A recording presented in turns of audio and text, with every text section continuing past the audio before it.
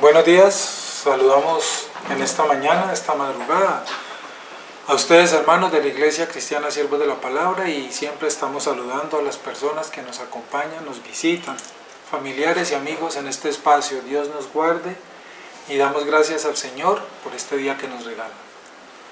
Muy bien, vamos entonces a continuar en este devocional que hacemos en estos tiempos.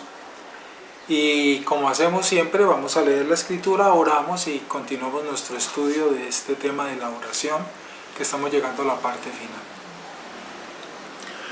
Vamos a leer la Escritura y te invito para que abras la Biblia en el Salmo 107.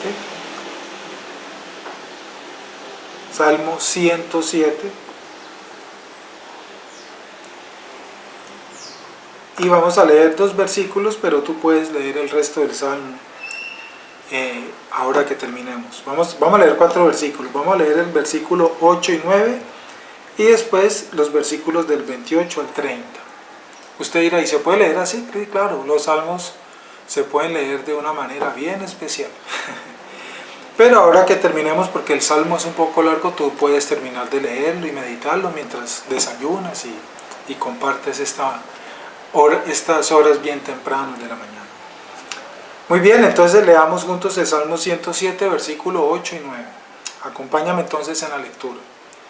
Alaben la misericordia de Jehová y sus maravillas para con los hijos de los hombres. Versículo 9. Porque sacia al alma menesterosa y llena de bien al alma hambrienta. Ahora leamos los versículos del 28 al 30 de ese mismo Salmo.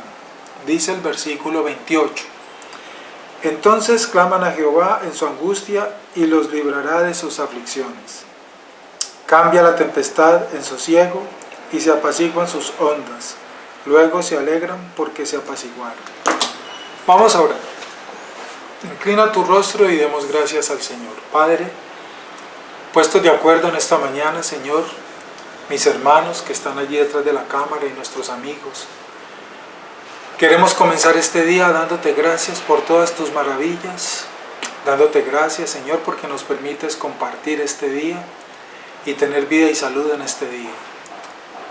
Exaltamos siempre, Señor, a cada momento tu grandeza y proclamamos y anunciamos tu señorío a todas y cada una de las naciones, Señor. Anunciamos, Señor, que tú eres grande, soberano, poderoso. Tú gobiernas sobre todo el universo, Señor, lo creemos y nos deleitamos porque tú eres el Dios perfecto, santo y bueno, que gobierna todo el universo, Señor, y controlas todo, y todo se hace bajo tu soberana voluntad, y tu voluntad es lo mejor para todos los hombres, Señor. Aunque entendamos o no entendamos, es lo mejor, y así se hace, Padre. Ese es tu señorío, ese eres tú, gran yo soy, gran Dios del universo, el único y verdadero.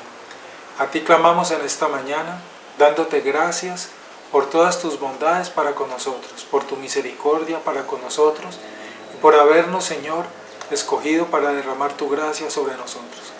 Danos aquello que no merecemos, que no merecíamos, pero en tu voluntad tú quisiste hacerlo con nosotros, y te agradecemos, Señor, tus infinitas bondades y misericordia.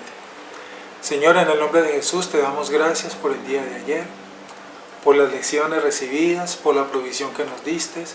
Damos gracias por las dificultades que tuvimos, damos gracias por la corrección, damos gracias, Señor, por los momentos alegres y tristes que vivimos el día de ayer. Gracias, Padre, porque tú tuviste el control de cada uno de esos momentos y te ha dado, Señor, y fue tu voluntad de darnos el día de hoy. Gracias, Padre Santo, por tus bondades, y este día, Señor, queremos encomendarlo en tus manos. Y por eso, Padre, te pedimos humildemente que nos acompañes para que nos sigas enseñando tu palabra y para que nos guardes en tu verdad. Oramos por nuestros hermanos, amigos, compañeros, familiares que aún no te conocen, y seguimos clamando a ti misericordia y gracia para ellos, conforme a tu voluntad, Señor. Te los colocamos y te los presentamos, Señor, te los colocamos delante de ti. Tú los conoces, tú conoces, Señor, a cada una de estas personas por las cuales clamamos, Señor. Quiera usted tener gracia con ellos, Padre. así como ha tenido con nosotros. Oramos por las personas nuevas que están llegando a la iglesia, que van a llegar una vez termine este aislamiento y vendrán a buscar tu palabra, Señor. Los que estuvieron llegando días previos a esta situación, para que no se hayan enfriado, Señor, por consecuencia de este aislamiento, sino que por el contrario, Señor, haya aumentado en sus corazones la sed de buscarte a ti, de seguir y aprender y conocer tu palabra. Tú conoces a cada una de estas personas. Oramos, Padre, por los que un día, tiempo atrás, estuvieron aquí en nuestra iglesia, pero por distintas circunstancias dejaron de volver. Los presentamos delante de ti, tú los conoces, Señor, y te pedimos humildemente que aquellos que te pertenecen, los cuales solo tú conoces, quiera usted traerlos pronto de nuevo aquí a su casa, a la iglesia. Haz esa obra transformadora en sus corazones y sus mentes, para que regresen. Las puertas están abiertas de esta iglesia, tu iglesia, Señor, para recibirles y continuar en ese estudio de la palabra y crecimiento, maduración, Señor, madurando, como es nuestra tarea, nuestro objetivo, madurar, crecer, buscar esa santidad, ese camino de santidad, para recibirles, Señor, con alegría y para continuar juntos hasta la meta. Oramos por ellos, por cada una de estas personas y por las que van a llegar, Señor. Tú sabrás quiénes son, de dónde vendrán y en qué momento. Gracias, Señor, y te pedimos que estemos listos nosotros para este gran movimiento que habrá en la iglesia una vez podamos volver a congregarnos. Para que vengamos con corazones dispuestos, diferentes, y no seamos los mismos antes de, sino que seamos distintos de aquí en adelante. Gracias, Señor. Pido tu bendición para que continuemos entonces en esta mañana estudiando tu palabra. En el nombre de nuestro Señor Jesucristo, oramos a ti, Padre. Amén.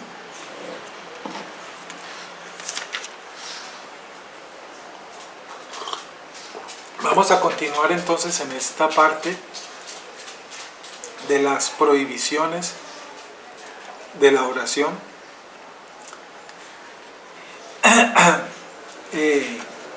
Ya habíamos avanzado en unos puntos estudiando el capítulo 1 de Isaías, ya lo habíamos comentado, y otros salmos que nos enseñan sobre las prohibiciones de la oración, cuando Dios no escucha la oración y a quienes Dios no escucha. Recordemos lo que dijimos el día de ayer rápidamente, lo que dice Proverbios 28:9, dice que la oración del desobediente o rebelde es una abominación a los oídos del Señor, es desagradable y repulsiva para Él. Las oraciones de los desobedientes, de los impíos, de los inicuos, no las escucha, las detesta el Señor, porque son oraciones llenas de corazones vacíos, egocéntricos, llenos de humanismo, donde lo importante es el hombre.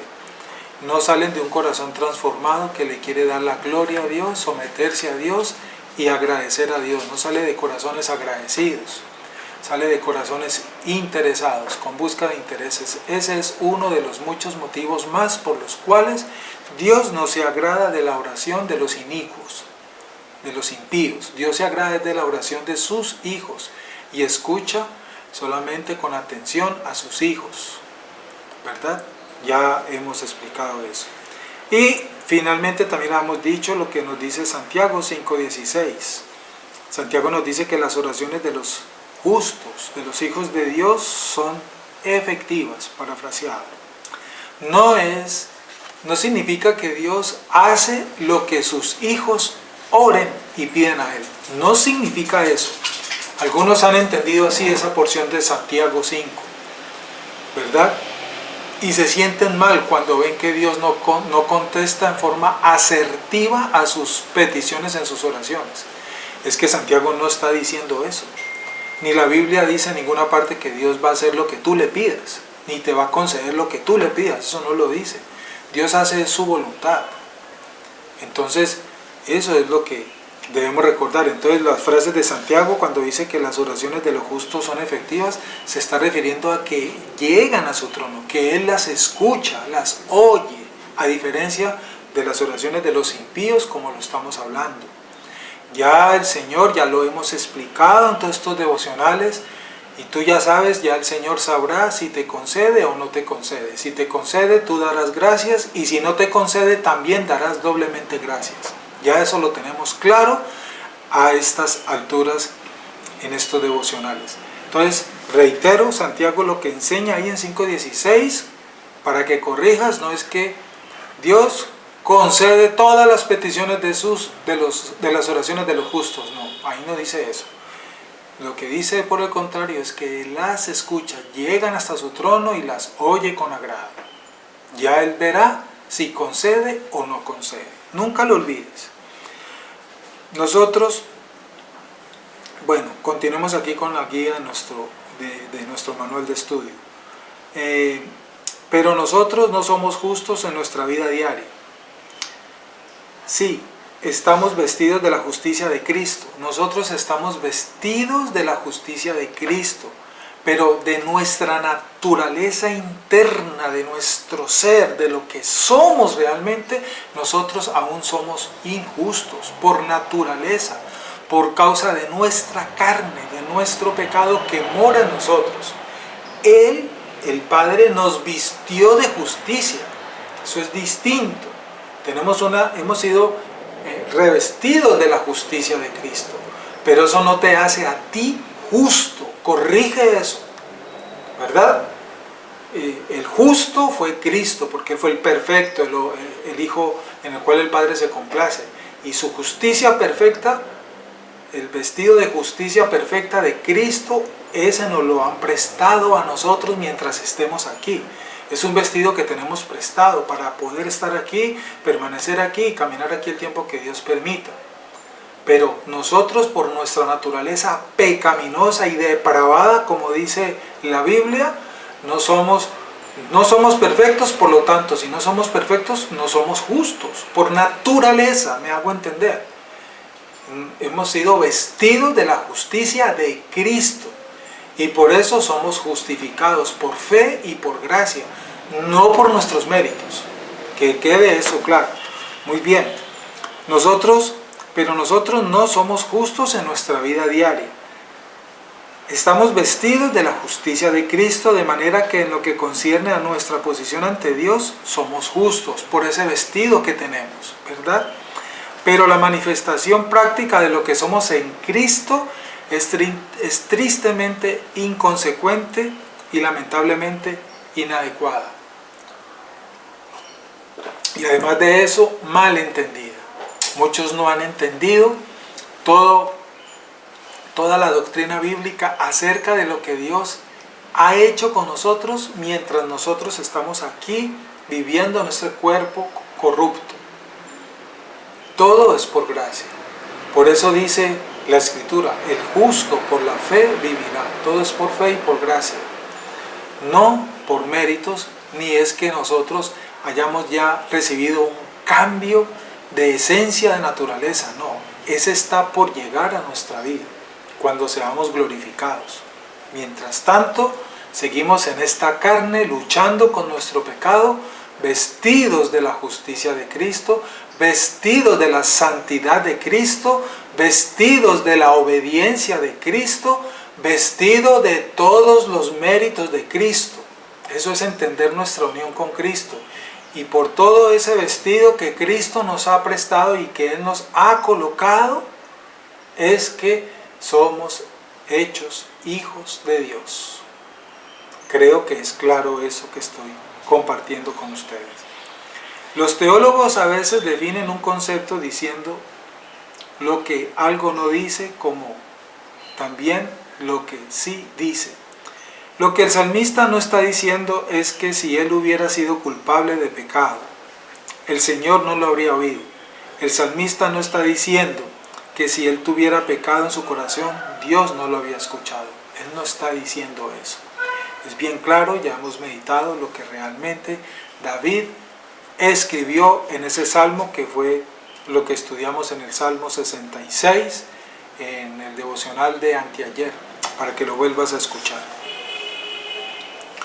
La confesión es esencial en la oración. David confiesa constantemente el pecado en los salmos.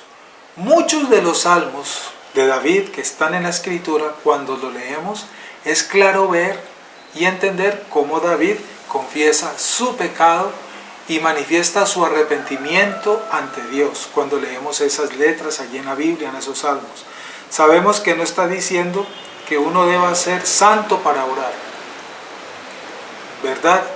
Nadie debe ser santo perfecto para orar, porque si ese fuera un requisito para nosotros orar, entonces nadie podía orar, porque nadie es santo perfecto. Somos santos imperfectos, somos santos pecadores, somos santos arrepentidos, somos santos que luchamos con nuestro pecado. Nadie debe esperar a ser santo perfecto para orar, porque se quedará esperando el momento de orar y nunca llegará mientras esté en esta vida. De lo contrario, por lo tanto, nadie oraría jamás mientras esté aquí. De hecho, ser pecador es uno de los prerequisitos para la entrada en el reino de Dios. Dios llamó a pecadores.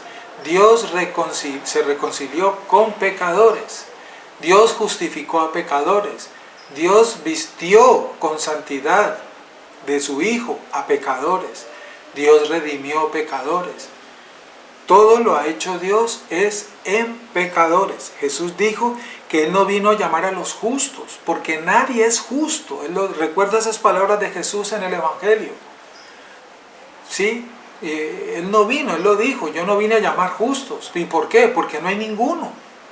Si Cristo estuviera esperando a los justos para que se arrimaran a Él, hoy todavía estaría esperando, porque nadie se habría podido arrimar a Jesús. Él no vino a llamar justos, Él dijo, yo vine a llamar pecadores. Yo vine por los pecadores.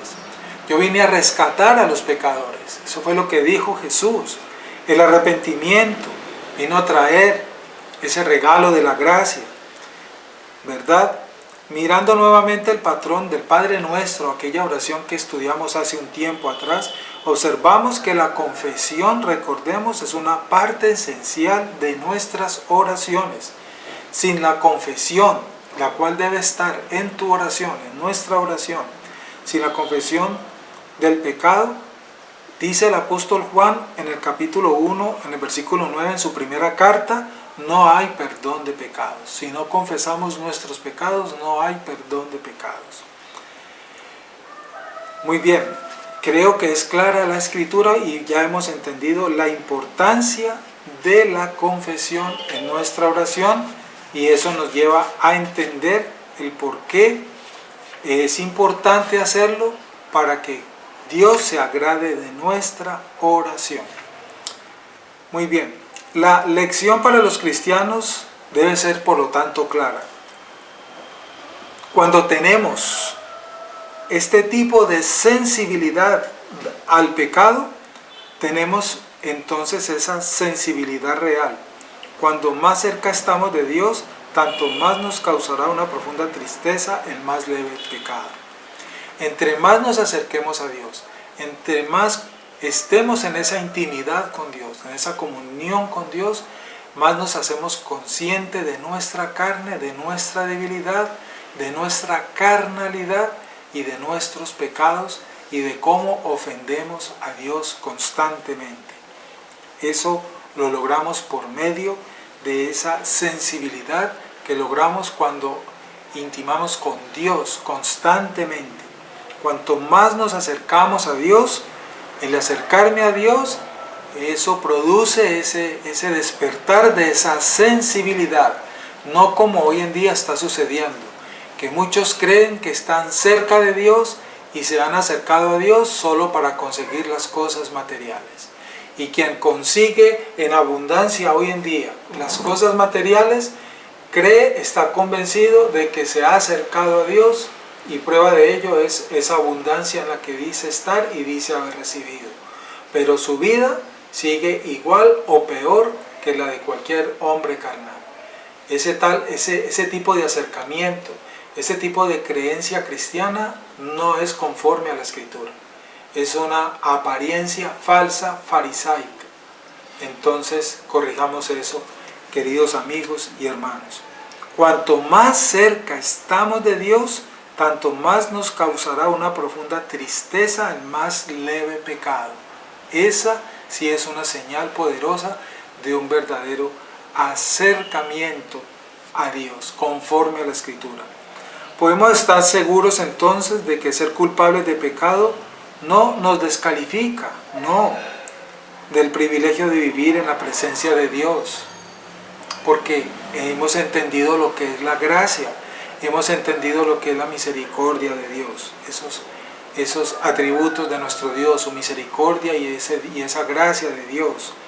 El salmista David no está hablando de cometer pecado, sino de permitirlo. Los puritanos hablaban del concepto de permitir el pecado.